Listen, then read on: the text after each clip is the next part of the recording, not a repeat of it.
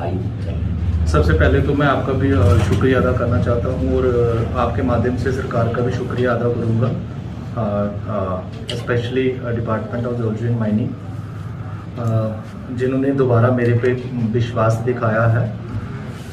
मैं पहले भी यहाँ कार्यरत हो चुका हूँ और इस बार एक अलग सा चैलेंज है।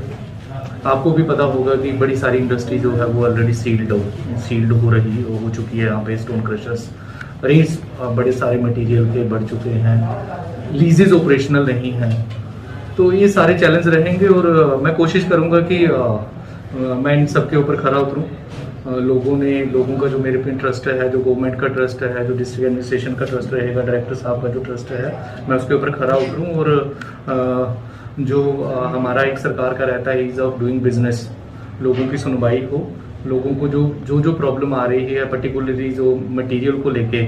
आपको पता है कि छोटे से छोटा जो एक गरीब इंसान है, जहाँ जो एक बहुत बड़ा इंसान है, उसको रेत बजरी की ज़रूरत हमेशा रहती है। घर बनाने के लिए, सड़कें बनाने के लिए रेत बजरी की ज़रूरत रहेगी। हमारे ये डेवलपिंग हमारी जो यूनियन टेरिटरी है ये डेवलपिंग स्टेज पे है और सारी डेवलपमेंट एक्टिविटीज़ को चलाने के लिए कि ये जल्दी से जल्दी यहाँ इस ड्यूटी की डेवलपमेंट हो, तो पूरी कोशिश रहेगी कि जल्दी से जल्दी हम जो हमारी पेंडिंग लीजेज है हमको स्टार्ट करें और रेट्स भी ऑटोमेटिकली डाउन हो इसके मटेरियल के। तो पिछले 1-1.5 साल में देखा गया कि रेट्स जो ऑलमोस्ट डबल हो गए हैं, तो कंस्ट्रक्शन कॉस्ट तो लोगों की बढ़ी है सामान की।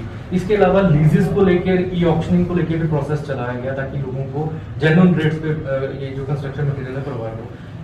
इसे लेकर एनवायरमेंटल क्लियरेंसेस और बाकी चीज़ों को लेकर किस तरह से प्रोसेस इनिशिएट किया जा रहा है उसके बारे में?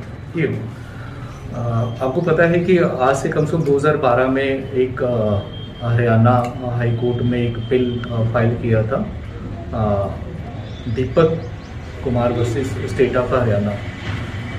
उसमें जो जजमेंट था उसमें एक क्लियर कट जजमेंट था कि जब तक एनवायरमेंट क्लियरेंस नहीं होगी nobody can pick even a single stone. तो उसी के तहत हमारा SR 105 इशू हुआ। उसी के डायरेक्शन के बाद, कोर्ट के डायरेक्शन के बाद, उसमें सुप्रीम कोर्ट का डायरेक्शन था अपेक्स कोर्ट का कि सारी जो union territories including states and all will frame their own rules under the guidance of our जो मेन जो एक्ट है, mines and mineral development regulation act 1957। और ई ऑक्शन मीन एक टाइप की एक ऑक्शन की प्रोसेस को इनिशिएट करेंगे।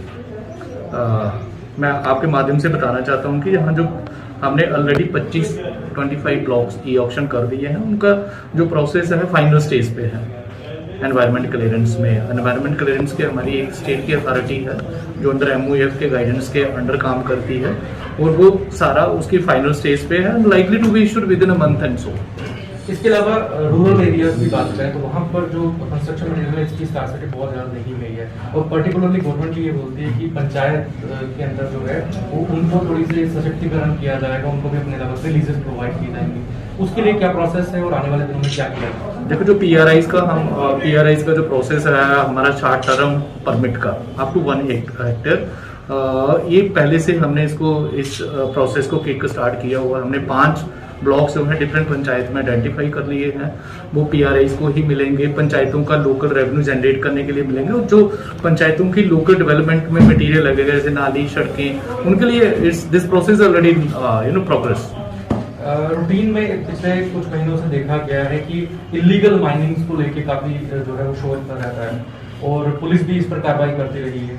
लीगल और इलीगल माइनिंग्स के अंदर जो डिफरेंस है उसको कैसे डिफरेंशिएट किया जाएगा और डिपार्टमेंट इसको कर्व करने के लिए क्या कर रहा है?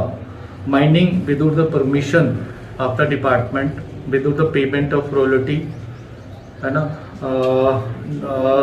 जो मापदंड हैं, जो हमारे रूल्स हैं, जो सेट डेप्थ है, उसके अलावा जो भी माइनिंग होगी दैट इज इलीगल।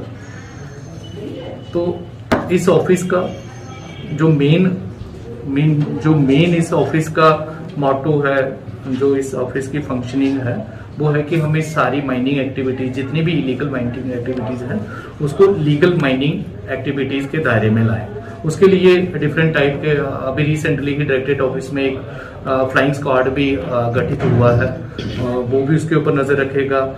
मेरे पास खुद मैजिस्ट्रेट पावर है किसी भी गाड़ी को सीज करने की, अगर वो चलान के वगैरह विदाउट द पेमेंट ऑफ जो सरकार का रेवेन्यू को मीन उसको चोरी करके जा रहा है, अगर जो हमारी सेट डेप्थ है उसको अगर वायलेशन हो रही है, वो उसका रूल में और एक्ट में सब में प्रावधान है कि हम उनके ऊपर एक्शन लेंगे। और मेरे ऑफिस की मेन फोकसिंग रहेगा इसके ऊपर कि इनको कर्व करें जो जितनी भी लीगल माइनिंग एक्टिविटीज हैं और एक इसको मेन स्ट्रीम में लाएं। जहाँ पर से देखने में आया खनन जो माफिया है वो काफ़ी सक्रिय हो चुका है। रावी के ऊपर की बात करें तो वहाँ दिन रात जो वहाँ पर गाड़ी वो लगी हुई है और वहाँ से जो है वो खुदाई की जा रही है, फिर उस पर किस तरह की कार्रवाई की जाएगी? देखिए रिवर रावी ऑलवेज चैलेंज रहा है हमारे डिपार्टमेंट के लिए भी, डिस्ट्रिक्ट एडमिनिस्ट्रेशन के लिए और स्पेशली मेरे ऑफिस के लिए भी। वहाँ का जो टोपोग्राफी है वो मीन बाकी रिवर्स से अलग है। एक तो रिवर रावी दो स्टेट के बीच वाला ऐसे एक मेन चैनल है जो दो स्टेट के बीच में फ्लो करता है, कोई स्पेसिफिक डिफाइंड बाउंड्री नहीं है। और हमारा जो मेन मैक्सिमम जो मिनरल बेल्ट है वो प्लंडर करके पंजाब के लोग जो हैं वो लेके जा रहे हैं, उसके ऊपर तो मेन कड़ी से कड़ी कार्रवाई होगी। I assure you with in day and so I will shut down all activities. इस समय डिस्ट्रिक्ट में कितने स्टोन क्रशर्स फंक्शनल हैं और जो नॉन फंक्शनल स्टोन क्रशर हैं उसके पीछे क्या रीजन रहे हैं? यहाँ कोई 15 स्टोन क्रशर फंक्शनल है, बाकी वाले मैंने कहा कि इन दी एब्सेंस ऑफ लाइसेंस जो हमारा 302 SRO था, लोगों ने लाइसेंस ऑब्टेन नहीं किए थे under the provision of the, अब वो SRO 302 हैज बीन रिपील्ड, वो भी रिपील हो चुका है। सरकार को लगा ये गलत रूल था, SRO था, लोगों को डबल लाइसेंस नहीं लेना है, क्योंकि सिमिलर डॉक्यूमेंट जो कंसेंट टू ऑपरेट है वो पोल्यूशन कंट्रोल बोर्ड भी इशू करता है, तो दैट हैज बीन रिपील्ड।